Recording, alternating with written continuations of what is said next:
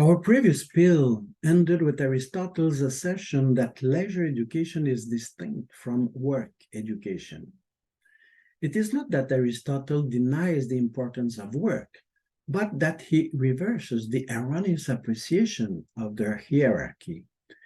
The act, he says, the act of leisure is preferable to that of unleisure, namely to that of work, and it is its end.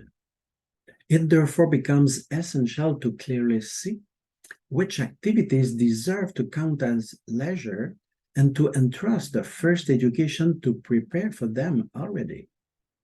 We must then ask ourselves in which activity, in what kind of activities engage a person who leisures. Immediately, with an actuality likely to shock our inveterate players, Aristotle refuses to game the nature of leisure. According to him, to concede that would represent an obvious absurdity. There is certainly no question, he says, that leisuring is playing. Our Stagirite even sends game back into the realm of work.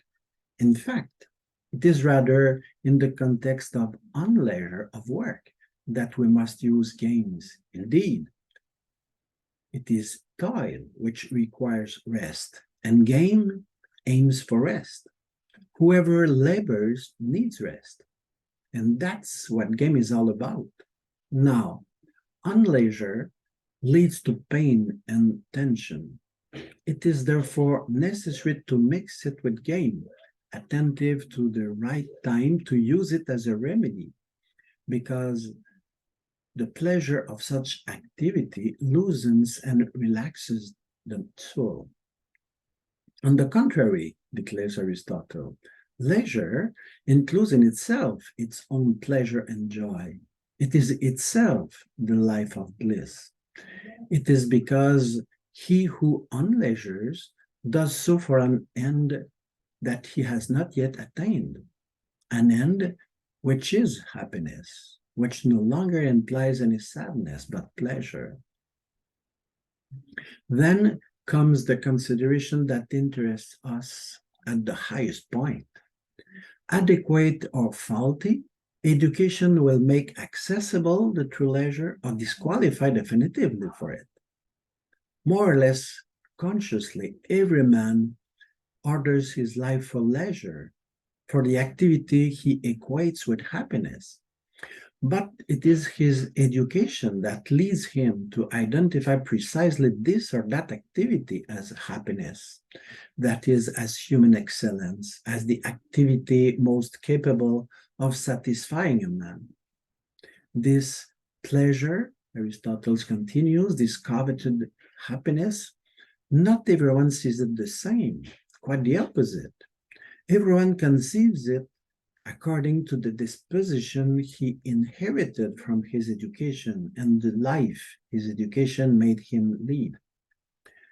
The most excellent man, says Aristotle, of nature and education, conceives the best happiness and expects it from the noblest activities.